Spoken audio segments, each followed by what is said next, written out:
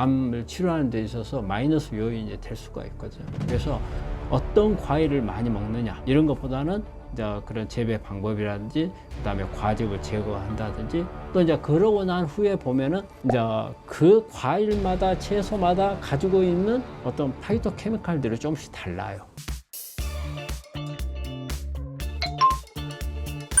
자기소개 부탁드립니다. 안녕하십니까. 암을 치료하는 의사 문창희입니다. 이번에 제가 외국에 어떤 우리 암을 치료하는 데 있어서 어떤 또 새로운 게 있는가 한번 탐방을 하느라고 다녀왔습니다. 이번에 일본을 다녀왔습니다. 그래서 이제 일본하고 우리나라하고는 방법들이 많이 비슷한 게 많거든요. 서로 교류가 많기 때문에.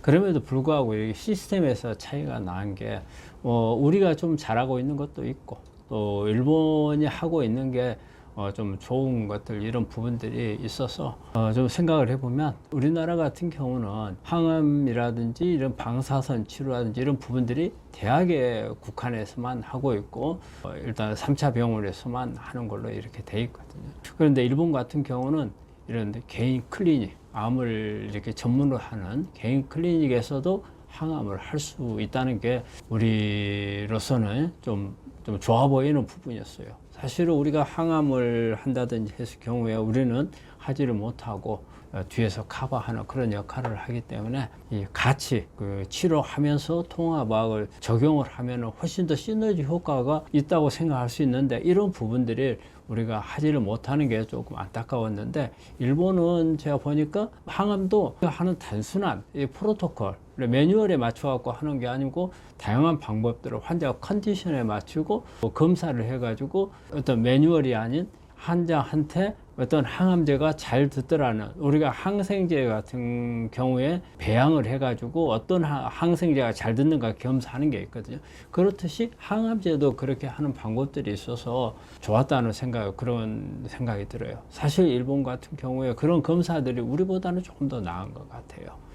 우리 하는 검사 기관들이 좀 더 그런 부분들을 조금 다양하니 좀 검사를 할 수 있는 그런 시스템들이 만들어졌으면 좋겠다 이런 생각이 들었고요. 근데 의외로 제가 거기를 가가지고서 보니까 우리는 일본이 이런 부분에서는 상당히 더 적극적일 거라고 생각했는데 그렇지 못한 부분들도 있더라고요.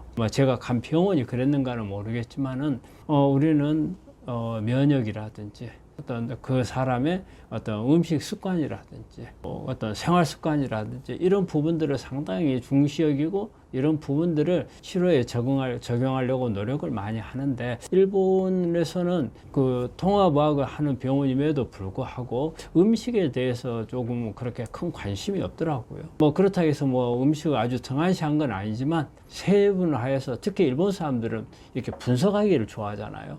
그런데 그런 분석 같은 것을 해서 환자들한테 적용할 수 있는 부분들을 그렇게까지 세밀하게 하지를 않고 또 그 사람이 가지고 있는 환경이라든지 생활 습관이라든지 이런 부분에 대해서도 그렇게까지 관심 갖고 이렇게 하는 부분이 아니어서 제가 본 걸로 보면 전체적인 건 아니지만 많은 병원들이 그렇게까지 우리만큼의 관심을 갖지 않는다. 근데 사실 그거는 우리가 더 적극적으로 열심히 잘 하고 있는 거라고 생각을 하거든요. 그래서 이번에 갔다 온 결과에 보면 일본은 여러 가지 면역이라든지 특히 면역에 대해서는 아주 깊게 연구를 했더라고요. 우리가 하고 있는 면역 검사는 어떻게 보면은 일본에 비해서는 조금 약한 것 같고 그래도 저도 이번에 갔다 오면서 느낀 게 그 일본에서 분석하고 있는 면역 시스템을 조금 더 우리가 받아들여 가지고 강화를 해야 되겠다. 그리고 거기에 맞춰 가지고 면역 치료를 해야 제대로 된 면역 치료가 되지 않을까 그런 생각을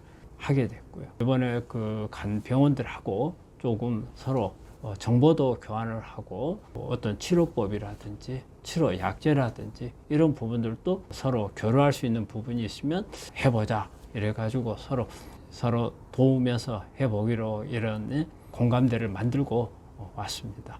거기서 느낀 부분들하고 우리가 하고 있는 부분들하고 이런 부분들을 또 여러분들한테 조금 더 여러분들의 그 치료에 도움이 될 수 있는 부분들이 있으면 제가 강의하는 중간중간에 그런 부분들에 대해서 설명을 드리도록 하겠습니다. 암 환자에게 권장하는 과일이나 채소는 무엇인가요?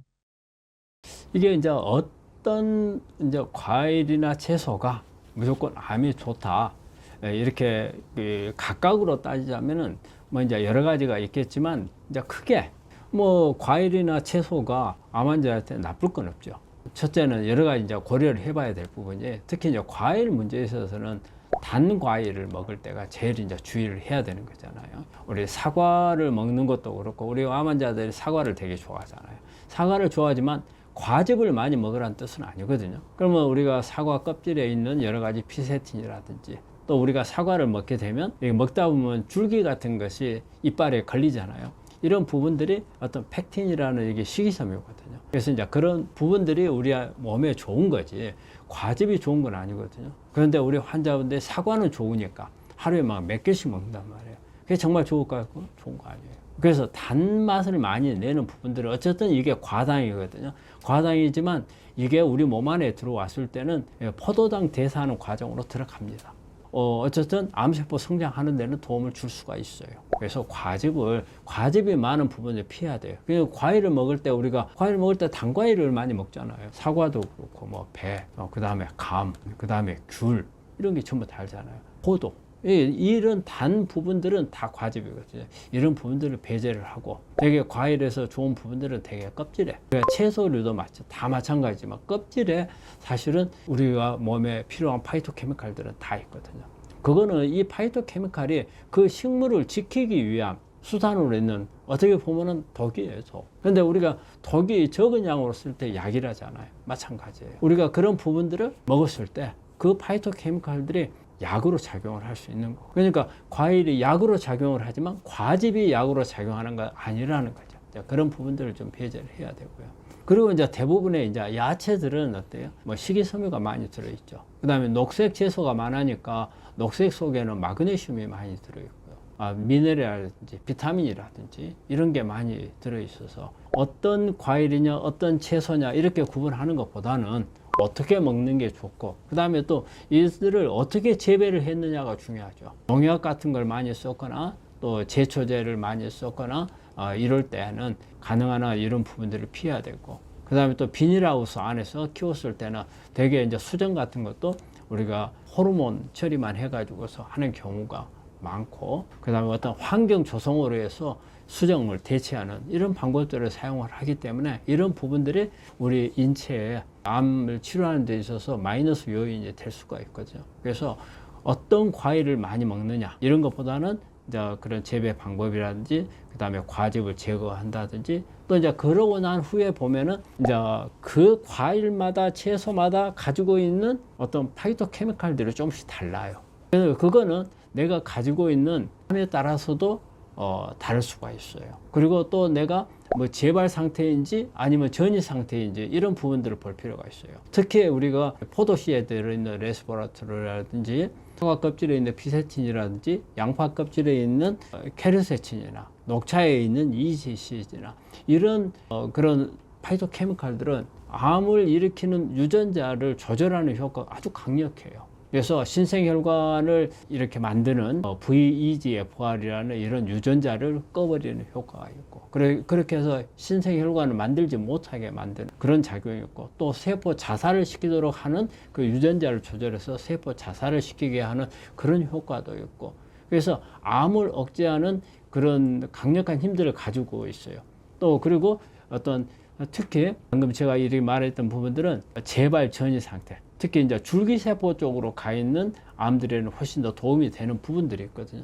어떤 상황에서 쓰느냐에 따라서 어떤 걸 쓰는 게 좋겠다 이런 게 이제 볼 수가 있어요. 그래서 그걸 일일이 지금 나열할 수는 없지만 그 과일이나 채소가 가지고 있는 파이토케미칼들은 어떤 암에 좀 도움이 된다. 또 암 중에서도 재발 상태냐 전이 상태냐 여기에 따라서 또 도움이 될 수도 있고, 또 그 사람의 컨디션에 따라서도 도움이 될 수도 있고, 그래서 그런 부분의 차이가 많이 나기 때문에 어느 하나로 일률적으로 말하기는 어렵고, 단지 그런 세세하게 조금 분류를 해가지고 맞춰서 쓰면은 과일이나 채소를 종류별로 이렇게 사용을 할 수 있습니다. 어떤 과일이 항암 효과가 뛰어날까요? 그렇죠. 그 이제 특히 보면은 제일 중요시 여기는 게 칼라입니다. 칼라가 진할수록 좋다는 거예요. 그 칼라가 바로 파이토케미칼 성분이거든. 그 성분이 파이토케미칼이 가지고 있는 칼라. 이게 어때요? 옅으면은 그 성분이 적겠죠. 진해야 되는 거예요. 그러니까 붉으려면 아주 진하게 붉은 거. 그 다음에 노란색도 아주 진하게 노란색. 보라색도 마찬가지고. 그래서 그런 과일이나 채소를 선택할 때, 칼라별로 할 때는 진한 칼라를 이렇게 선택을 하러 가잖아요. 그래서 이제 그런 부분이라든지 또 하나, 특히 이제 이렇게 그 단 과일들은 제일 그 하는 게 곰팡이거든요.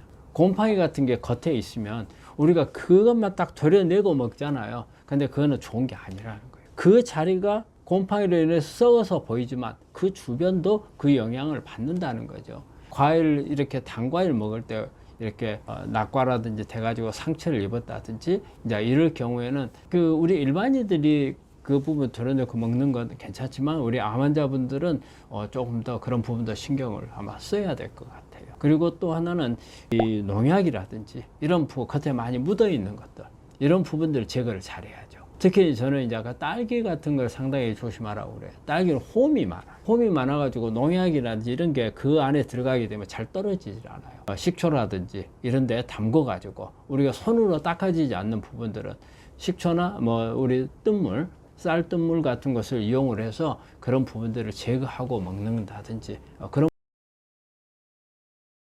발효식품은 암 환자에게 어떤 영향을 미칠까요? 우리가 발효식품이 암 환자한테 좋다는 것은 우리 이제 일반 상식화되어 있는데, 그게 이제 발효라는 개념을 좀 알아야 돼요. 발효라는 게, 발효가 뭘까? 발효가요. 그게 왜 발효를 좋다 하는가? 발효는요, 우리가 잘게 쪼개주는 개념이에요. 근데 우리가 쪼개는 개념은 우리가 음식을 우리가 이빨로 씹을 수도 있고요. 그 다음에 우리가 위산이라든지 이런 부분에 의해서 분해, 그러니까 잘게 쪼개지게끔 하는 이런 방법도 있겠지만, 발효라고 하는 것은 우리 바깥에서 효소나 미생물에 의해서 잘게 쪼개주는 거죠. 그럼 쪼개주는 과정에서 여러 가지 물질들을 같이 만들어내는 거예요. 유익한 물질들을. 그래서 우리가 효소, 우리 몸 안에서 그냥 씹거나 하는 것은 잘게 썰기만 하잖아요. 근데 발효는 썰어서 우리한테 유용할 수 있는 다른 그 성분의 물질들을 만들어내는 게 발효죠.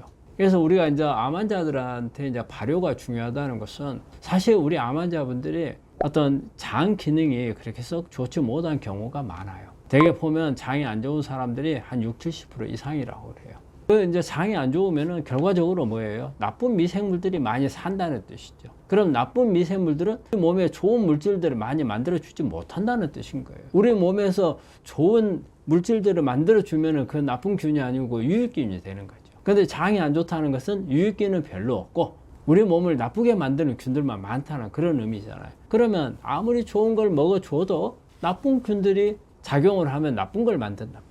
그럼 우리 장은 나빠지고 장 점막에 손상을 입겠죠. 그렇게 되면 결과적으로는 면역이 떨어질 거고, 면역이 떨어지게 되면 어느 구석에서 성장하고 있는 암세포가 잘 클 수 있는 환경이 되죠.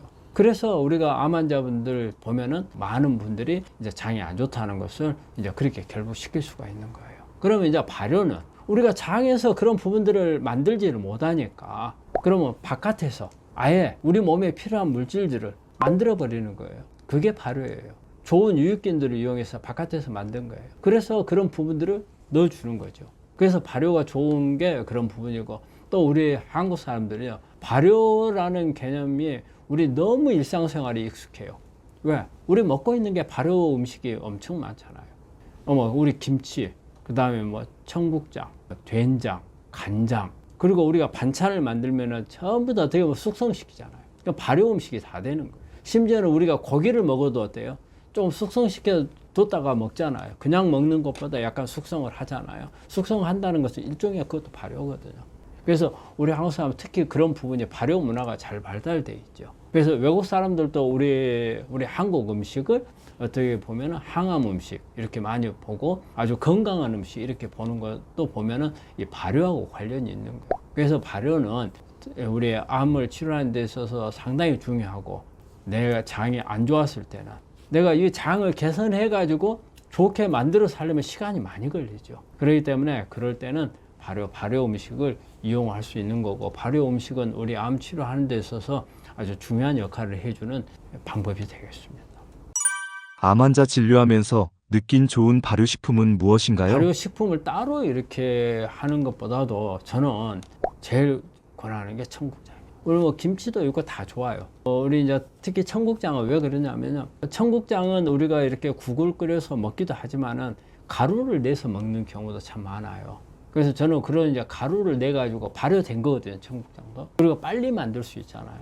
되게 우리가 이제 김치라든지 이런 부분들이 장점도 있지만 단점도 있어요. 같은 발효 음식이지만 우리가 김치가 우리 보통 이제 묵은지라고 하잖아요. 묵은지가 적당한 상태에서 먹을 때는 숙성이 잘 돼가지고 여러 가지 효과 좋은 부분이 있지만 어느 정도 시간이 지나면 효과는 떨어져요.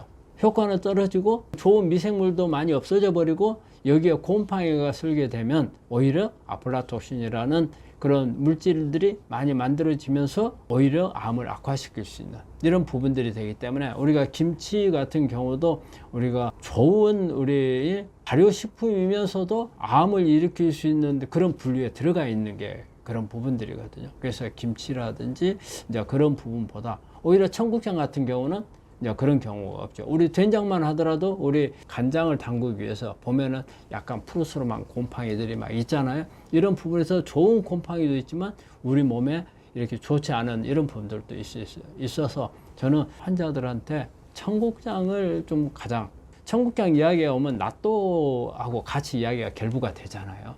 근데 낫또는 저는 별로 권하지 않아요. 낫또는 단일균이에요. 낫또균. 그래서 우리가 미생물을 가지고 이야기를 할 때 중요한 거는 옛날에는 유익균들이 얼마가 있느냐, 특히 뭐 락토바시러스 얼마나 있느냐, 비피도박테리아가 얼마나 있느냐 이런 것만 따졌거든요. 근데 요즘에 와가지고는 그것도 중요하지만 그보다 더 중요한 것은 균주가 다양해야 된다. 그 우리 미생물도 하나의 우리 장이라든지 이런 데 하나의 생태를 유지를 하고 있거든요. 그런데 종족이 여러 종족이 있어야 다양한 이게 건강한 생태가 된다고 되어 있어요. 가지수가 몇 가지가 안 되면 건강하지 못하게 보는 거예요. 요즘에는 그런 논문들이 많이 나오고 있어요. 그래서 다양성이라는 것은 균주 종류가 많은 거예요. 근데 낫또균은 이게 단일균이라고 봐야 돼. 근데 우리가 청국장 속에는 여러 가지 균들이 많이 들어있어요. 어떻게 보면 여기에는 유익균도 있고 유해균도 있을 수 있어요. 그렇지만 이 유해균들이 무조건 나쁜 건 아니에요. 유익균들이 환경이 좋으면 유해균들도 유익균들을 편을 든다고 되어 있어요. 그래서 그렇게 우리가 특히 이제 유럽하고 이렇게 아프리카하고 사는 사람들을 대변을 통해서 그 사람의 어떤 이제 질환이라든지 장 안에 있는 균주라든지 이런 걸 비교를 해가지고 이렇게 이제 연구와 논문들을 보면은 최근의 결론은 다양성이 더 중요하다. 어떤 균주가 많으냐 이것도 중요하지만 그보다 더 중요한 것은 다양성이다. 그래서 그런 다양성 개념에서 보면 청국장을 가장 추천합니다. 청국장 조리 어떻게 하는 게 가장 좋을까요? 우리가 사실 이제 김치로 이렇게 먹을 때는 생균이죠. 이제 우리가 김치찌개를 끓이면 이제 사균이 되잖아요. 그다음에 우리가 된장국을 끓이더라도 다 이제 뭐 끓여 가지고 먹는데 청국장도 빨리 넣으나 늦게 넣으나 끓은 물에 들어가면 대부분의 균들은 사균이 된다고 봐요. 근데 생균하고 사균하고 생균은 효과가 있고 사균은 효과가 없다. 그건 아니거든요. 우리가 생균을 우리가 프로바이오틱스 해서 우리가 넣어주지만 균주 숫자가 적어요. 균주 숫자가 얼마 되지를 않고 또 우리 안에 들어가면 100조 개의 우리 그 장 내 미생물이 100조 개 정도의 숫자라고 하거든요. 근데 우리가 사용하는 것은 그보다 훨씬 미치지 못하는 뭐 프로바이오틱스나 이런 부분들을 넣어주게 되는 거거든요. 그래서 생균은 프로바이오틱스예요. 이 부분이 들어가 가지고 장에서 역할을 할 수 있는 게 한계가 있다는 거예요. 근데 요즘에 많이 쓰는 것은 사균을 많이 써요. 죽은균을.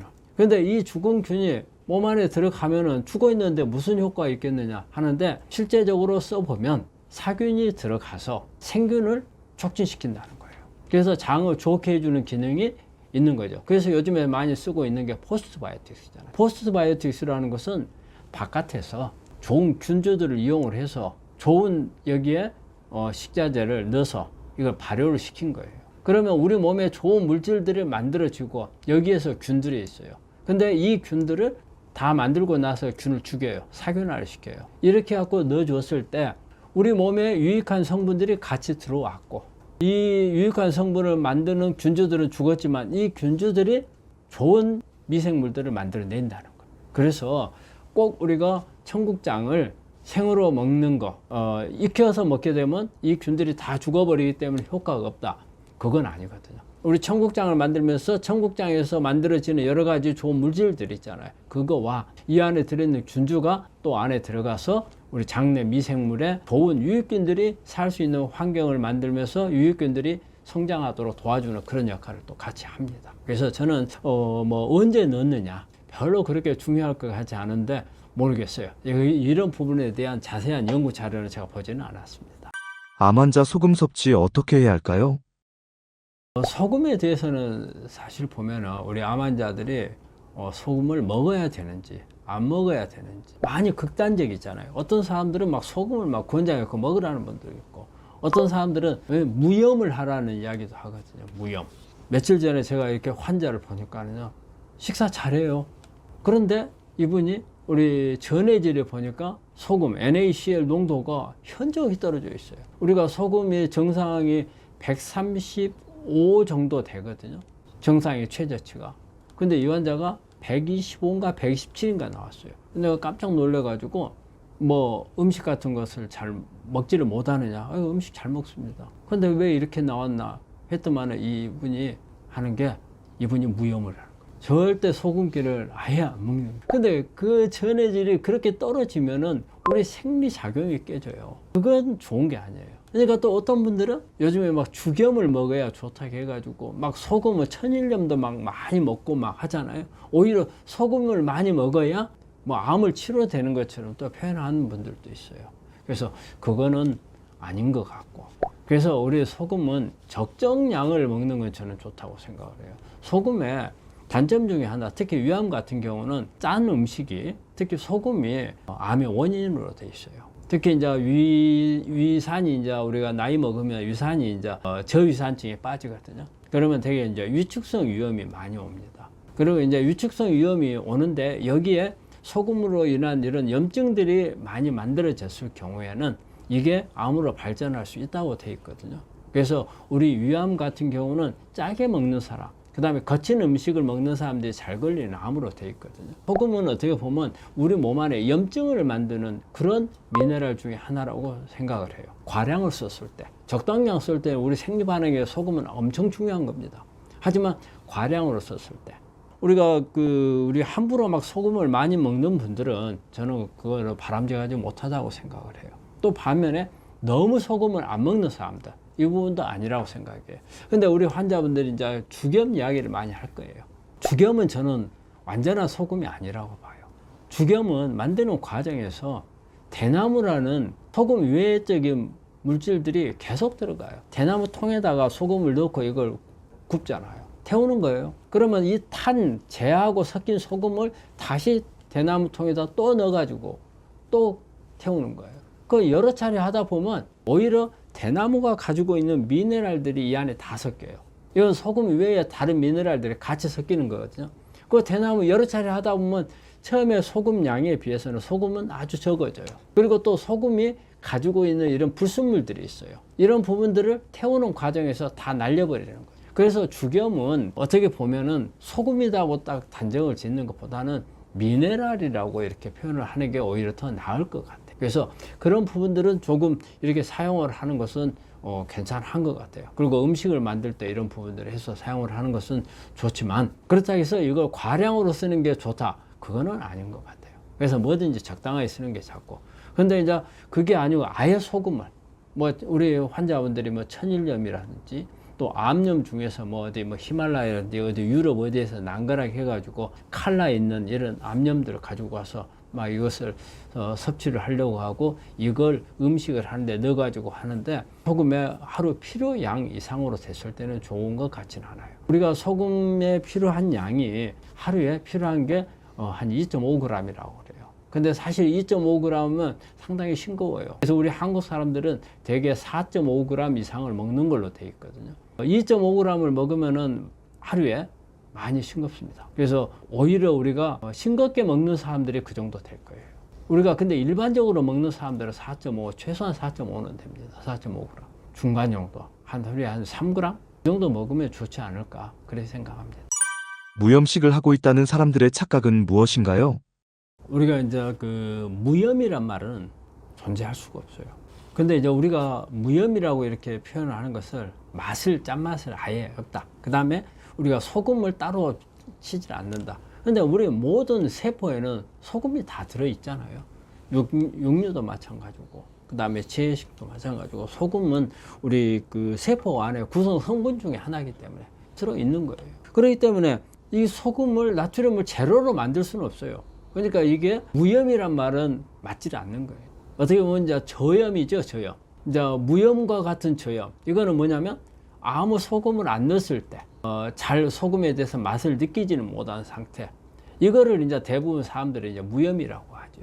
근데 이제 그렇게 하는 무염하고 적게 이렇게 소금을 사용, 저염하고, 근데 이제 전혀 이렇게 이제 소금을 안 치는 경우에는 우리 몸에서 필요한 양의 소금만큼을 얻는 것은 부족할 수도 있어요.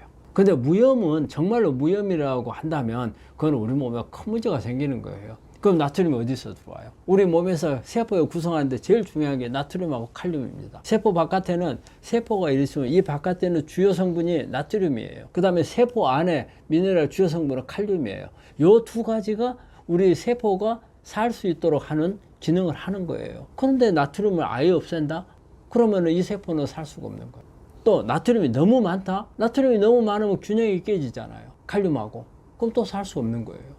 그렇기 때문에 적정원이 유지를 하는 거니까 우리가 이제 저염을 중요한 사람들은 아주 최소한의 그런 부분들을 사용을 하고, 근데 이제 고염을 사용하는 이런 분들한테는 조금 저는 그렇게 바람직한 건 아니라고 좀 말씀드리고 싶어요. 그리고 꼭 소금을 쓴다면은 암 환자들이 쓸 경우에 미네랄 개념으로 썼으면 좋겠다는 생각을 저는 많이 해요. 왜? 소금도 미네랄이잖아. 근데 내가 왜 미네랄을 말하느냐? 소금은 단일 소금 성분만 있는 걸 말하고, 미네랄 하는 것은 이 소금 안에 여러 가지 칼륨, 그 외에 뭐 칼슘, 마그네슘 이런 성분들이 같이 들어있는 것. 이런 뭐 특히 여기에 어떤 히토류 종류, 아주 미세한 미네랄들, 이런 부분들이 우리 암의 역할을 한다고 그래요. 아직까지 정확한 규명은 안 돼 있지만 어떤 효과를 낼 수 있고, 이런 부분들이 사용을 해서 효과를 봤던 분들도 있거든요. 그래서 히토류라고 하죠. 히토류 같은 이런 미네랄도 좀씩 들어가 있는 게 도움이 되는 걸로 되어 있거든요. 그래서 미네랄이라고 하는 개념과 소금이라고 하는 부분들은 다르다는 거죠. 그래서 저는 미네랄, 많이 다양한 미네랄들이 들어있는 성분의 그 소금. 그러니까 이거는 이제 소금이라고 표현을 할 수는 없겠지만, 일단은 미네랄이라고 말을 하지만 소금을 우리가 먹는다는 개념 하에서 단순하게 소금만 들어있는 것보다는 미네랄들이 같이 합쳐져 있는 소금을 먹는 게 좋겠다. 그걸 생각하고 소금에 대한 개념을 생각하셨으면 저는 좋겠다 싶은 생각입니다. 암 환자 염분 섭취 어떻게 접근하면 좋을까요? 우리 한국 음식이 보면은 이제 젓갈류 방금 이야기했어요. 젓갈류 하다 보면 젓갈이 우리 만들 때 이게 젓갈이 이게 생선이나 이런 부분들이 썩지 않게 하기 위해서 소금을 막 엄청 많이 넣는 거잖아요. 소금을. 그래서 그 썩지 않고 발효가 될 수 있게끔 그래 만들기 때문에 이런 부분들은 소금 농도가 많죠. 그런데 우리가 이게 짠 걸 좋아하는 분들은 모든 음식에다 다 간을 다 해요. 밥 빼놓고는 다 간을 하잖아요. 고기를 먹어도 소금 뿌려갖고 먹고, 뭐 김치를 먹어도 다 소금 다 들어가 있잖아요. 우리 음식이 특히 이제 그런 부분들을 주의를 이제 많이 해야 되는 거죠. 그래서 저는 우리 환자분들이 소금에 대한 개념을 갖는다면 이렇게 젓갈류 같은 것은 이렇게 이제 너무 많이 먹는 것은 아닌 것 같고, 우리 반찬이고 뭐든지 간에 우리 소금이 다 들어있기 때문에 약간 짜지 않은 정도로 먹는 게 좋지 않을까, 그 개념으로. 그리고 이제 그람수로 이것을 한다면 한 3g 정도 먹는다, 이런 개념으로 생각하는 게 좋겠다 싶고, 내가 조금 짜다고 생각하는 부분들은 조금 조심해야 되고, 근데 이제 이런 분들이 있어요. 미각을 잘 못 느끼는 분들이 있어요. 이분들이 제일 문제예요. 이분들은 짠맛을 잘 못 느끼는 분들이 있거든요. 특히 나이 드신 분들, 암 환자도 나이 드신 분들이 많이 걸리잖아. 그러니까 나이 드신 분들은 짠맛을 못 느껴요. 그래서 오히려 짠 것을 더 많이 먹게 돼요. 그래서 이제 이럴 때는 어떻게 해야 될 건가? 사실 이제 이럴 때는 주변에서 어떤 그 염도에 대한 부분들을 환자분들한테 알려줄 필요가 있어요. 또 아니면 그 환자의 미각을 개선을 시켜줘야 되는 부분도 있어요. 미각을 개선시켜주는 것은요, 미네랄을 많이 먹어야 미각이 돌아와요. 특히 이제 아연 같은 경우가 미각하고 관련이 많거든요. 그래서 아연 같은 이런 미네랄들을 많이 먹게 되면 미각 개선이 돼요. 그 우리가 음식을 할 때 식당 같은 데 가서 음식을 먹잖아요. 그러면 음식이 짜요. 그래 보면 주방에서 일하시는 분이 나이 드신 분이 하는 경우가 많아요. 그분이 미각을 잘 못 느끼니까 짜져야만이 맛을 느끼는 거예요. 그러다 보니까 음식이 짜지거든요. 그래서 특히 이제 우리 암 환자분들 중에서 나이 드신 분들 때 저는 이제 미각을 한 번씩 좀씩 물어봐요. 그리고 이제 그런 경우에는 이제 설명을 해드리는 거죠. 미각이 원래 좀 떨어져 있으니까 좀 싱겁게 드신다고 생각을 해야 됩니다.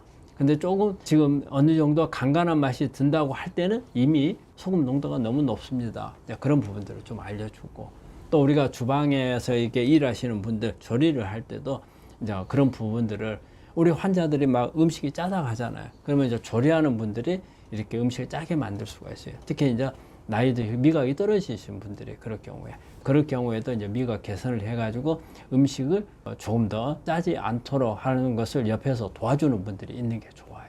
저는 그 소금은 너무 짜게 먹는 것은 안 좋다. 그걸 말씀드립니다.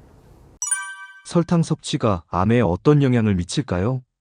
설탕은 그 가장 안 좋은 당분 섭취로 보고 있잖아요.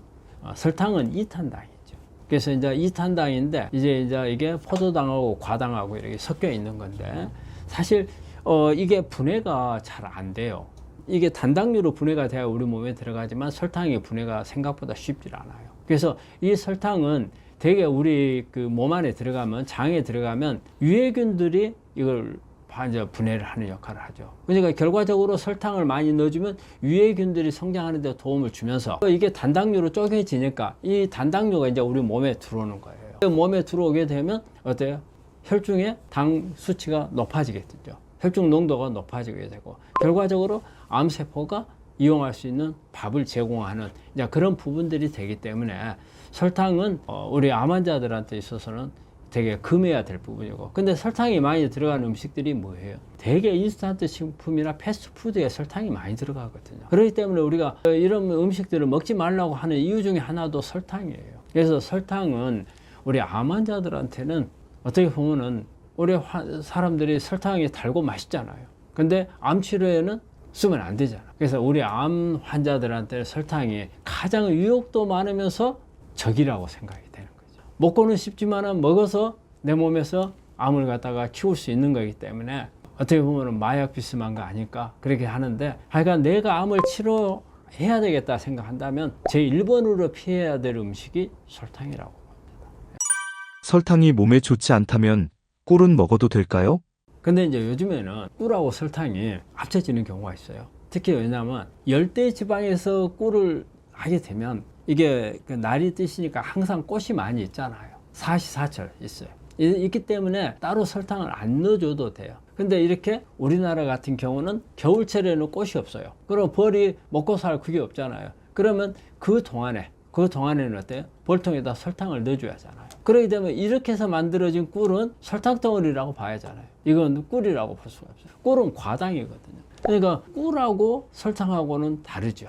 꿀들을 보면은 설탕이 들어가 있는 꿀을 전에 제가 그 주변에 있던 분들이 이렇게 양봉을 하는 분들이 있어가지고 보면은 밑에가 좀 덩어리 같은 게 쫙 깔아 이제 그런 걸 본 적이 있거든요. 저게 설탕 덩어리가 아닌가 생각해 본 적이 있거든요. 그래서 제가 전문이 아니기 때문에 그 설탕 덩어리인지 아닌지 정확한지는 모르겠지만, 일단 하여간 가라앉아 있는 침전물들이 보면 꼭 설탕처럼 보이는 그런 부분들이 있어요. 일단 하여간 설탕하고 꿀하고는 완전 성분이 다르죠. 하나는 과당이고 하나는 설탕이니까 완전히 다르고. 근데 어쨌든 우리가 암 환자들한테 꿀하고 설탕을 어느 게 좋은가? 그럴 때는 어떻게 보면 꼭 그걸 구분한다면 꿀이 좀 더 나을 수는 있어요. 그런데 마찬가지로 꿀도 우리 몸에 들어가면 암세포 성장하는데 역할을 합니다. 단지 뭐냐면 혈중 농도, 혈당을 높이는 그게 타임이 좀 더 늦어요. 이용하는 혈당이 좀 더 빠르겠죠. 과당은 조금 더 늦고, 그 차이뿐이지 안에 들어가서 암에는 똑같은 작용을 한다고 저는 그렇게 생각합니다. 급격하게 빠진 체중 어떻게 관리해야 할까요? 되게 우리 암 환자분들이 암에 걸리게 되면 체중이 많이 빠지죠. 체중이. 아무리 이렇게 비만한 분들도 어떻게 보면은 체중이 많이 빠져요. 그런데 이제 우리 환자분들이 제일 이제 신경 쓰는 부분이 뭐냐면 내가 암에 걸리기 전에 체중과 암에 걸리고 난 후에 체중이 있어요. 그럼 빠질 거 아니에요. 근데 이제 암을 이제 어느 정도 수술이나 항암 방사선 끝나고 나면 회복을 해야 된다고 생각을 해요. 체중을. 그러면 어디로 돌아가야 될까? 옛날 내가 비만했던 시절로 가야 되는 건지 아니면 그렇지 않고 적정한 라인이 어딘 건지 그걸 잘 구분을 못 하시고 우리 환자분들이 체중을 회복을 해야 된다고 생각하는 분들이 많아요. 암 때문에 살이 빠졌는데 암을 낳으면은 옛날 체중으로 돌아간다. 근데 이제 거기에서 이제 그 문제가 뭐냐면 그 체중으로 돌아가기 위해서 뭘 해야 될 건가? 그러면 이제 전부 다 먹는 걸로 해결하려고. 그런데 예, 이게 있어요. 우리가 그 암에 걸리고 나서 수술이나 항암 방사선 하고 나면은 빠지는데 지방만 빠지면은 좋겠죠. 한마디로 다이어트 하는 효과잖아요. 그런데 문제는 오히려 근육이 더 많이 빠져버려요. 근육이 많이 빠져가지고 훌쭉 해줘버려요. 근데 이제 회복을 하려고 하면은 이제 우리 환자분들이 되게 이제 뭘 많이 먹어서 이제 회복을 하려고 그래요. 우리 환자들이 와가지고 그거 암 수술하고 나서 잘 먹어야 된다고 이야기하는 분들이 너무 많아요. 그 잘 먹는 게 좋아요. 잘 먹어야죠. 그러면 어떤 게 잘 먹는가를 잘 모르는 분들이 많아요. 무조건 막 고기 먹고 어떤 분들은 이야기를 하시더라고요. 내 체중이 막 너무 빠져서 오늘은 삼계탕, 또 내일은 뭐 불고기, 모레는 생선, 그 다음 날은 뭐 염소 이렇게 막 계속 먹었대요. 그랬더니 체중이 좀 올라오더라. 그런 말씀을 하시는 분이 있는데 그분이 그러면은 체중이 늘었다고 했을 때 뭐가 늘었을까요? 근육은 하나도 는 게 없어요. 지방만 늘었어요. 그러면 지방이 늘면은 우리가 암에 잘 걸리는 사람들, 암에 잘 걸릴 수 있는 요인 중에 하나가 비만이에요. 비만하게 되면은 이 안에 있는 여러 가지 그 성분들, 인슐린이라든지, 그 다음에 여러 가지, 특히 유방암 같은 경우는 여성 호르몬이 많아지는 요인도 되거든요. 지방에. 그 다음에 지방 안에는 여러 가지 노폐물들을 저장을 많이 해놓거든요. 그러면 이런 부분들이 암을 유발하는데 영향을 주는 거예요. 근데 지방만 쌓아지는 거예요. 체중을 늘리려면 암 환자들 체중 늘릴 때 가장 중요한 부분은요, 그런 지방이 아니에요.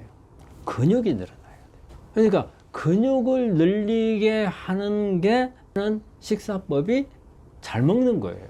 근데 그냥 막 고기만 많이 먹으면은 그래가지고 체중 늘리면은 된다 생각을 하는데 그건 오히려 더 나빠요. 차라리 안 먹어서 지방이 안 쌓이는 게, 체중은 다 덜 올라왔더라도 지방이 안 쌓이는 게 오히려 나아요. 근데 우리 대부분 환자들 그걸 생각 안 해요. 그냥 체중이 이제 올라왔으니까 이제 내 체중이 올라온 거 보니까 좋아졌다 이렇게 생각을 하는데 그건 아니라는 걸 말씀을 드려요. 근육을 늘려야 돼. 근육을 늘리려면 어때요? 운동을 많이 해야죠. 그럼 이제 우리 환자분들이 그런 말씀을 해요. 아니 운동해가지고 체중을 늘리려면 그래도 근육을 늘리는데 뭔가 재료가 있어야 될 거 아니냐. 맞아요. 그건 있어야죠. 하지만 우리가 지방을 늘릴 때 필요한 재료하고 근육을 늘릴 때 필요한 재료는 달라요. 그러니까 그런 것을 공부를 해가지고 근육을 늘릴 수 있는 방법을 음식으로 해서 섭취할 수 있는 것을 연구를 하시고, 그 다음에 내가 근육을 늘려야 되고, 또 뭐냐면 근육을 늘리려면 내 머리가 근육을 늘릴 수 있게끔 내 머리에 자극이 가야 됩니다. 운동도 자극이 가는 방법 중에 하나예요. 그리고 또 하나 있어요. 뭐냐면 우리 몸에 스트레스가 적어야 돼요. 스트레스가 많으면 귀찮아요. 세상이 귀찮아. 뭐 그런 하고 싶은 생각도 없어. 그러면 의욕도 없어. 그러면 근육 쓸 일이 없잖아요. 그럼 내 머리에서는 근육의 필요성을 못 느끼는 거예요. 그리고 우리가 기분이 좋아야 뭔가 하고 싶은 생각도 들잖아요. 그래서 첫째 기분이 좋아야 되고 운동을 열심히 해야 되고, 그 다음에 그 운동을 했을 때 세포를 만들기 위한 이런 재료들을 그때 넣어줘야 돼요. 그때 넣어주는 게 단백질, 그 다음에 비타민, 미네랄, 그 다음에 수분, 이런 부분들을 적절하게 맞춰서 공급을 해줘야 되는 거예요. 그냥 육류만, 고기만 많이 먹어갖고는 절대 되질 않습니다. 그런 부분들이 중요하고, 그래서 우리 암 환자분들이 체중 빠지는 것을 신경을 써야 돼요. 하지만 항상 체중을 늘리기 위한 방법으로는 근육을 늘려야 된다는 것을 머릿속에 꼭 기억하고 계셔야 됩니다. 암 환자 식단 관리 어떻게 보시나요? 우리 이제 암 환자분들이 전반적으로 제가 이제 이렇게 환자들을 쭉 보면서 보면은 식단 관리를 못 하신 분들이 거의 대부분이라고 봐요. 그러면 이제 우리 병원에 이제 오는 환자들하고만 그 환자들이야 전체 환자들에서 극히 일부잖아요. 일부인데 대부분의 환자들이 어떤 개념이냐면요. 대학에서 수술 항암 방사선 끝나고 나면 항상 여러분들이 뭘 해요?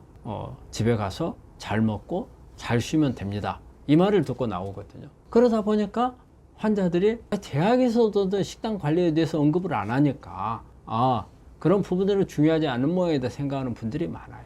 그렇기 때문에 의외로 평소 때 생활하는 대로 돌아가서 하는 분들이 많죠. 그러다 보면은 처음에는 막 책도 찾아보고 뭐도 찾아봐가지고 뭐가 좋다 하는데 뭐 한 1년, 2년 시간이 가면서 보니까 제발도 안 해? 그러면 나는 다 나왔는 모양이네? 나 그럼 옛날에 내가 좋아했던 고기도 좀 먹어야지. 또 뭐도 먹어야지. 이런 상태로 가요. 그게 어떻게 보면 거의 대부분이라고 봐요. 그런데 이제 그 중에 일부 환자들이 이제 암에 대해서 관심을 갖고 내가 절대 제발 전이가 안 돼야 되겠다 이런 생각을 하다 보니까 이제 내가 어디에 중점적으로 노력을 해야 될까 이런 하다 보면은 이제 음식 쪽으로 포커스를 많이 맞추죠. 음식은 어떤 부분을 생각을 하냐면 내 것 면역을 높이는 음식을 먹어서 면역을 살려가지고 혹시 내 몸 안에 있을지 모르는 암세포를 죽여야 되겠다. 이게 이제 어떻게 보면 식단을 이렇게 항암 식단을 하는 분들의 가장 주된 이유가 이제 그런 부분들이죠. 그리고 이제 거기다가 또 하나 추가한다면 환경을 내 몸 안에 암이 살지 못하는 환경을 만들어야 되겠다. 이러는데 이게 전체로 볼 때 이런 식단을 관리를 하는 분들보다 저는 제가 볼 때는 하지 않는 분들이 더 많다고 생각을 해요. 한 몇 년 동안 암을 이렇게 투병 생활을 했음에도 이 병원에 왔는데 너무 모르는 분들이 의외로 많아요. 식단을 어떻게 먹어야 되는지. 그러면서 이분들이 하는 이야기가 누가 옆에서 그런 이야기 한마디 해준 적이 없다 이런 말씀을 해요. 누가 말 안 해줘서 난 몰랐다. 그런 말씀을 하는데 사실 그럴 때가 깜짝 놀래요. 왜? 우리가 암이라는 병이 상당히 중한 병이잖아요. 잘못하면 내 목숨도 잃을 수 있는 그런 병인데 이렇게 소홀할 수 있을까? 그런 생각을 하는데 의외로 그런 분들이 많고 또 반면에 관리를 너무 철저히 하는 분들이 있어요. 그래가지고 하루 생활 자체가 틀에 딱딱 맞아야 돼요. 이 틀을 벗어나는 게 싫어하는 분들. 또 검사 날짜 정확하게 지켜가지고 그 검사 데이터 수치가 3개월 전에 얼마였는데 이게 얼마 올라갔어. 단 1, 2가 올라가도 아주 예민해지는 이런 분들이 있어요. 그리고 그분들은 음식이라든지 이게 철저해요. 저희 육식 절대 안 먹는다. 짠 거 안 먹는다. 예? 난 고기 안 먹는다. 그 다음에 수면도 어떻게 한다. 어떤 틀에 맞춰가지고 그 안에서만 생활하는 분들도 있고. 이런 분들이 이렇게 좀 다양한데 이렇게 특히 음식하고 관련해서 이렇게 볼 때는 우리 환자분들이 전체 환자로 볼 때는 관심 없는 분들이 더 많은 것 같다. 그런데 관심을 갖는 분들 중에서는 또 너무 극단으로 간 분들도 있다. 근데 우리가 적당하니 이제 이렇게 하려고 하는 분들 중에서는 방법을 모르는 사람들이 의외로 많다. 심지어는 잘 먹는다는 개념을 저는 우리가 환자분들이 제일 필요한 부분이 잘 먹는다는 개념을 좀 잘 알았으면 좋겠어요. 근데 잘 먹는다는 음식을 관리한다면서 잘 먹는 거, 그 다음에 살이 안 빠져야 되는 거, 이런 부분들을 많이 이야기를 하셔요. 우리 암 환자가 살 빠지면 안 된다 이런 말씀을 많이 하시거든요. 그런데 살을 찌게 하는 방법이 좀 다르고 그 다음에 어떤 음식을 어떻게 먹어야 되는지 그런 부분들에 대해서 잘 모르고 또 채식을 하는 분들이라든지 이런 부분들을 보면 어떤 한쪽으로 편중돼 가지고 몇 가지만 먹는 거 이런 부분들이라든지 그래서 아직까지는 우리 암 환자분들이 어떤 음식에 대해서 저는 제대로 그게 안 돼 있는 것 같아요. 그래서 제가 이런 방송을 하는 것도 우리 환자분들한테 정말 좀 관심을 가지고 우리 음식은 하루에 3번을 먹거든요. 아침, 점심, 저녁을 먹어요. 그러면 우리가 약을 먹는 것은 중간에 약을 빼먹는 경우도 많아요. 그렇지만 음식은 잊지 않고 먹거든요. 그러면 이 음식이 약이 되게 바꾼다면 그게 암치료거든요. 그리고 음식은 하루에 3번을 먹지만 어때요? 약만큼의 어떤 부작용이라든지 아니면 위장장애라든지 그런 부분 별로 없거든요. 근데 이게 어떤 단순하게 내 생명을 유지를 하고 내가 운동을 하고 할 수 있는 단순한 에너지만 만드는 재료라면은 괜찮지만 이거는 어떻게 보면은 이 안에 내 암을 치료해 줄 수 있는 성분들이 들어있다고 봐야 돼요. 그러면 이걸 밥이 아니고 약이라고 생각을 해야 되는 거예요. 절대 빼먹지 않고 먹는 약이 되는 거예요. 이게 얼마나 중요해요. 다른 어떤 것보다 가장 중요한 문제. 우리가 암 환자분들 제가 말씀드리고 싶은 게, 자, 수술, 항암 방사선 끝나고 나면 당신은 암을 위해서, 암 관리하기 위해서 뭘 해야 됩니까? 그거 물어보고 싶어요. 제 1번이에요. 그러면 그게 그 중에서 가장 큰 거, 내가 해야 될 것 중에서 가장 큰 게 음식이거든. 근데 음식에 대해서 그렇게 별로 관심을 갖지 않고, 또 음식을 먹는데 혼자 내 머릿속에서 내 생각만 가지고 하는 분들이 많아요. 내 생각이 틀릴 수 있잖아요. 그럼 내 생각이 뭐가 틀렸는가 한번 파악해 봐야 되는데 그게 없어요. 내 생각대로만. 아, 이렇게 하면 좋겠더라 하는 분들이 있어요. 그래서 그런 부분들을 내 생각이 아닌 근거를 가지고 있는 부분들, 책도 좋고 방송도 좋고, 또 요즘에는 음식 같은 경우는 내가 어떤 음식을 먹으면 면역을 높이는지 낮추는지 이런 부분도 다 알 수가 있거든요. 환자분들이 어떤 음식에 대한 부분은 생각할 때 그렇게 관심을 갖는 걸로 많이 알려져 있지만 의외로 관심이 그렇게 많이 안 간 부분이 저는 음식이라고 생각을 합니다. 근데 환자분들이 조금 더 관심을 가져야 되고, 하루에 3끼 먹는 밥이 꼬박꼬박 먹잖아요. 이게 약이 되게끔 한다면 이보다 더 좋은 약이 어디가 있습니까? 그걸 말씀드리고 싶습니다. 암 환자 식단 관리 정말 치료에 큰 영향을 미칠까요? 이제 암 환자분들이 자, 음식을 그렇게 했을 때 얼마만큼 암에 영향을 줄 것인가, 사실 이런 부분들의 통계 자료를 내기는 엄청 어려워요. 왜 어렵냐면요, 이게 우리 통계 자료라는 게 딱 음식만 먹고 아무것도 안 하고 예후를 봐야 될 거 아니에요. 근데 우리 암 환자가 그럴 수는 없잖아요. 여러 가지 치료도 같이 겸해주고, 그러니까 음식만의 효과는 보기는 어렵죠. 그런데 이제 이런 건 있죠.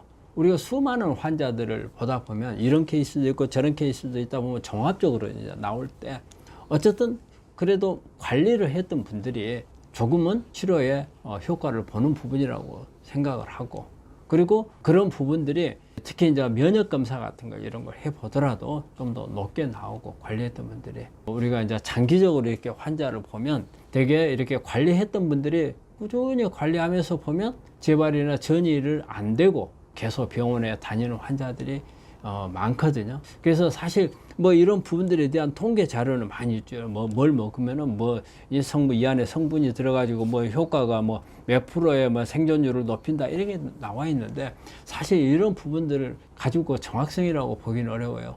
모든 사람들이 다 그것만 했느냐, 그렇지는 못하거든. 그래서 그 자료를 가지고서 좋다 나쁘다 평가는 못하지만, 제 임상 우리가 꾸준히 환자를 봐온 이런 입장에서는 그래도 오랫동안 이렇게 관리를 해온 분들이 보면 조금 더 관리를 하지 않는 분들에 비해서는 치료율이 더 높다는 생각을 해요. 제가 하나 예를 들자면, 제 환자 중에 폐암 환자가 있었어요. 그런데 이제 그분이 아주 관해된 상태였죠. 그래가지고 상당히 이제 좋았는데, 그분이 이제 좋아지니까 서서히 이제 나태해진 거예요. 그래서 자기 막 원래 하던 일이 있거든요. 일을 일단은 이게 완전히 최소한 저는 이제 5년 이상의 관리를 하고 난 후에 일을 했으면 바랬는데, 이제 몸이 좋아지니까 관리도 뭐 안 먹던 이제 고기도 좀 먹고, 뭐 비행기 타고 놀러도 좀 가고, 저녁에 늦게까지 일도 좀 하고, 그러다 일을 하다 보니까 좀 스트레스가 쌓인 일이에요. 근데 어느 날 갑자기 연락이 왔어요. 한 3개월 전까지 병원에 왔다는데 안 좋아졌다고. 그렇지 않아도 제가 3개월 전부터 제가 워닝을 좀 했죠. 이렇게 가면 안 된다. 뭔가 조금 이거는 아직까지는 장애물을 넘었다고 생각하지 마라. 지금은 관리를 지금까지 잘했는데, 폐암이라는 게 예후가 안 좋은 암인데 지금까지 관리를 잘했는데 소홀히 하는 것 같다. 이게 좀 문제가 좀 있을 수 있다. 근데 이 환자가 그 전부터 계속 피로를 좀씩 느껴온 거예요. 피로를. 그런 부분들을 이제 본인은 일이 많으니까 이제 생각하는데, 나는 이게 암 쪽에 영향을 줄 거라고 생각을 하고 그런 부분인데, 우려대로 한 3개월 동안 안 오던데 그 사이에 나빠져가지고 그리 돼버린 그런 경우가 있는데, 그래서 관리라는 게 관리를 해서 좋아지는 사람도 있고 관리를 안 해도 좋아지는 사람도 있겠지만, 그래도 관리를 한 사람들이 조금 더 좋아질 가능성은 높을 거다. 그 중에서도 특히 중요한 것은 음식하고 저는 스트레스, 이 두 가지 관리가 상당히 중요한 요소라고 생각이 되거든요. 또 이런 케이스 있었죠. 젊은 친구예요. 젊은 친구고 그 환자는 난소암이었는데 완전히 그 처음에 사기였는데 의외로 뼈전이 돼 있는 것도 사라지고 경과가 아주 좋았어요. 그 환자가 항상 하는 이야기가 자기는 직장에 복귀해야 된다. 이야기를 맨날 한 거예요. 그래가지고 한 2년 정도 동호가 좋았죠. 그런데 이제 직장에 복귀를 하란다 하더라고요. 처음부터 저하고 만났을 때부터 자기는 좋아져 갖고 직장에 복귀를 할 거다. 의욕을 내고 그래서 더 노력을 한 거죠. 직장에 복귀를 했는데 계속 이제 일주일에 한 번씩 이렇게 병원에 와서 팔로우를 하는데 어느 순간에 좀 컨디션이 떨어지는 것 같아요. 계속. 그래서 다시 쉬면 좋겠다. 근데 그 직장 생활이 본인은 되게 좋은 거예요. 그래서 계속 하니까 주말에 이렇게 병원에 오면은 많이 힘들어져가지고 축 처져가지고 와요. 그때부터 이제 관리를 잘 못하는 거죠. 운동도 제대로 못하고 일을 하다 보니까. 또 직장에서는 음식을 갖다 어때요? 자기 집에서 혼자 자기가 관리하고 있을 때는 나름대로 맞춰갖고 해 먹었지만 직장 생활을 하니까 못 하잖아요. 그리고 회식 같은 데 있으면 또 가야 하잖아요. 그럼 저녁에 또 늦게 들어오잖아요. 이런 생활을 하다 보니까 완전히 리듬이 다시 깨진 거죠. 6개월인가 1년인가를 직장 생활을 했죠. 그러고 나빠졌죠.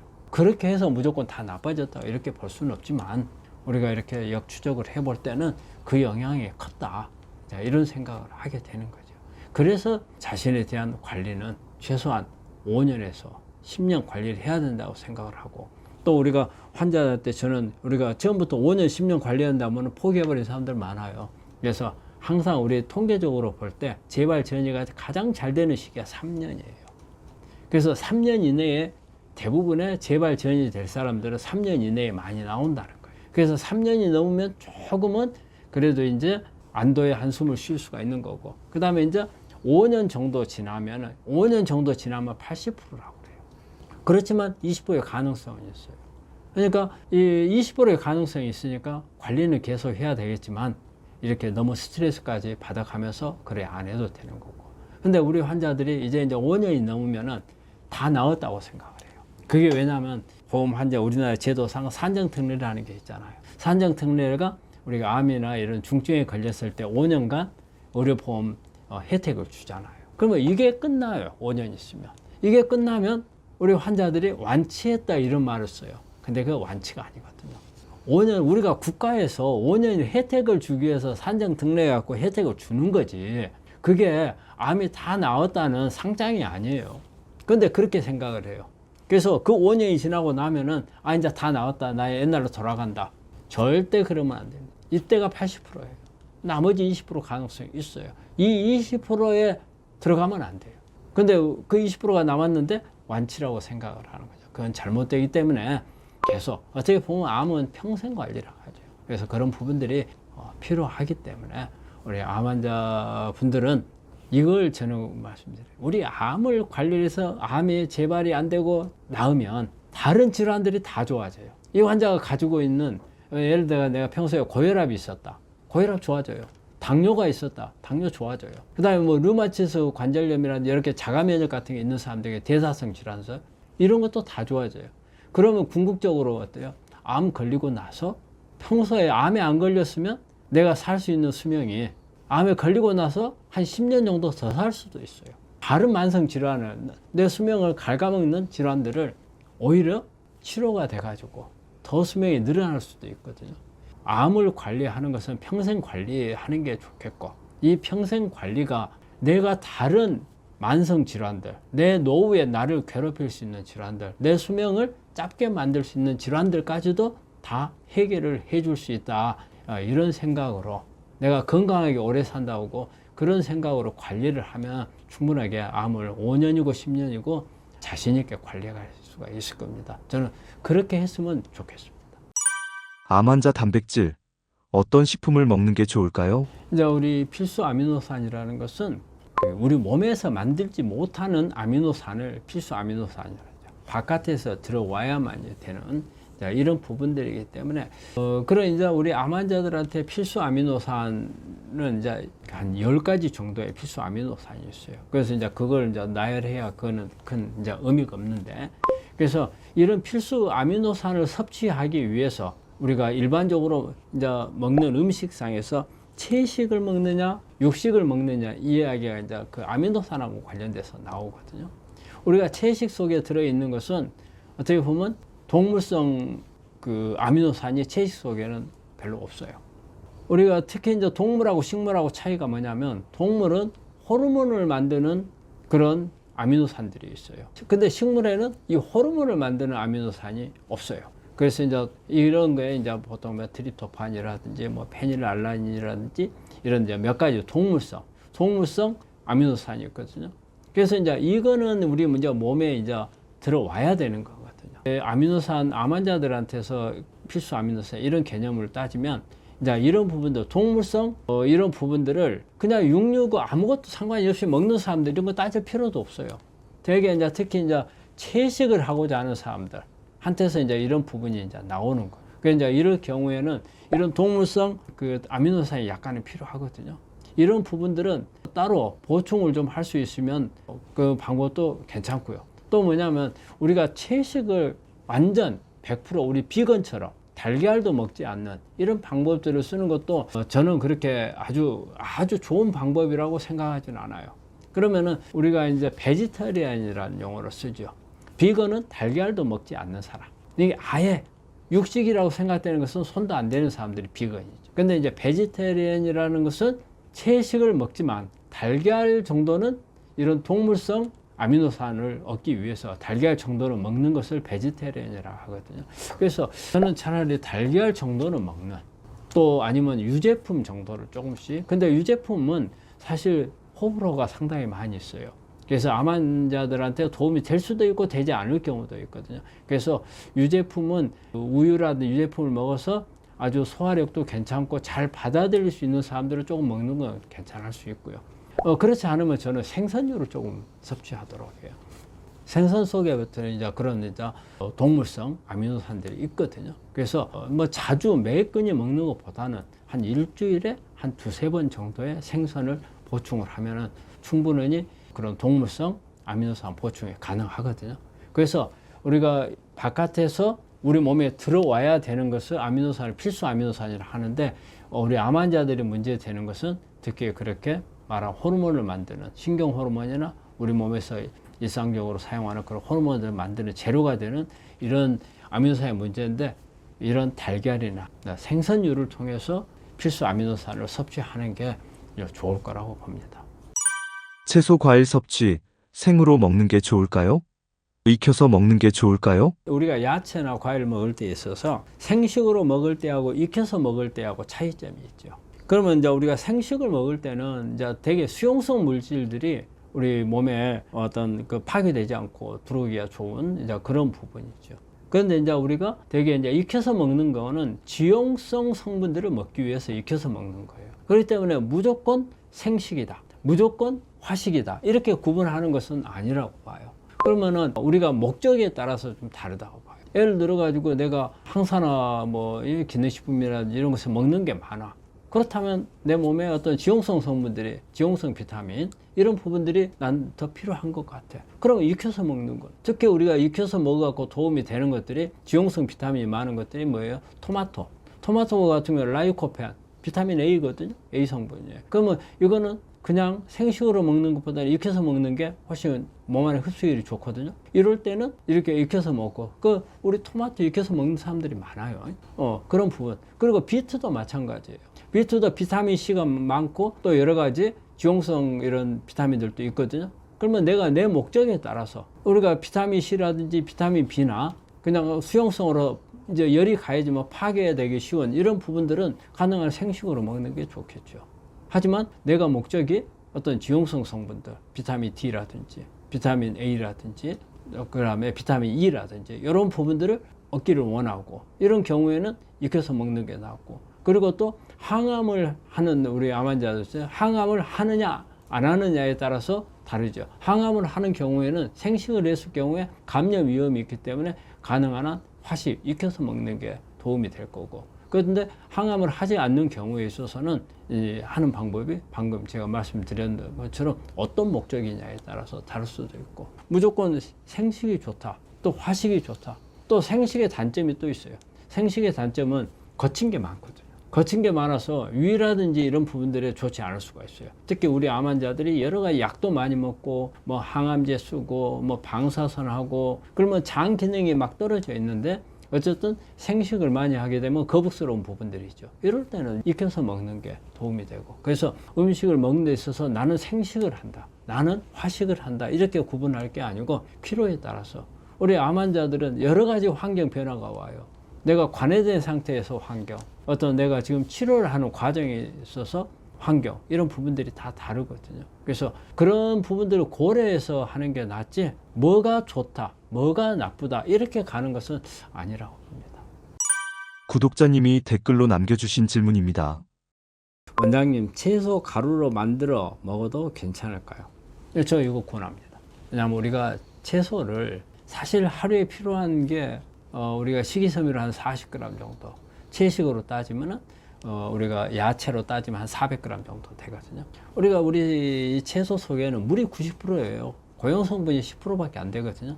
그러면 이제 이 가루로 만든다고 해서 이거 말린 거잖아요. 수분을 다 빼버린 거거든요. 그러면은 적은 양을 가지고 큰 효과를 낼 수가 있거든요. 그래서 또 이게 줄기가 이게 있으면은 이게 우리 몸 안에서 소화가 잘 안 되는데, 이걸 가루로 내면은 훨씬 더 흡수율도 좋고 또 소화도 좀 더 잘 되잖아요. 그래서 가루로 먹는 게 저는 나쁘다고 생각을 안 해요.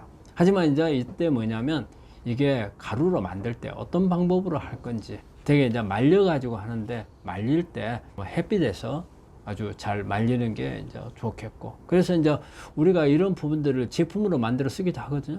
이거는 이제 우리가 동결 건조를 시켜요. 그리고 이제 나노로 분해를 해버리는 이런 방법들을 쓰게 되면 아주 적은 양을 가지고도 우리가 하루에 필요한 400g 이상의 효과를 낼 수가 있거든요. 근데 우리 환자분이 지금 가루로 내서 먹는 것도 나쁜 방법은 아닙니다. 그래서 이거는 좋은데, 일단 이제 되게 이제 비타민 C 같은 것은 이제 이렇게 동결 건조를 하면 비타민 C가 파괴가 안 됩니다. 근데 그냥 말리는 경우는 비타민 C는 파괴가 돼요. 그러니까 그런 부분들은 다른 데서 섭취를 하면 될 거고, 그래서 이거는 저는 그렇게 나쁜 방법은 아니고 좋은 방법이라고 생각을 합니다.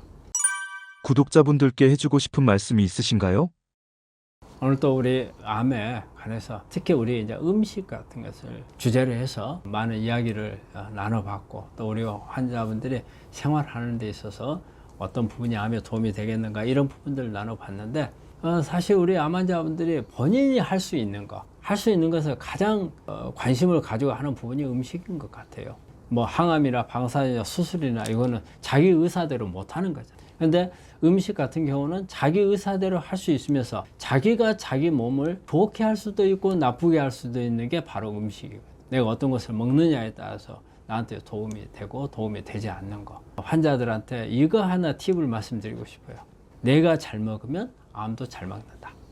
뭔가가 조금은 내가 어떻게 관리해야 될 건가 아마 생각이 날 거라고 생각을 합니다. 이 시간에 제일 중요한 것은 내가 잘 먹으면 암도 잘 먹는다. 그 말씀을 드리고 마치겠습니다.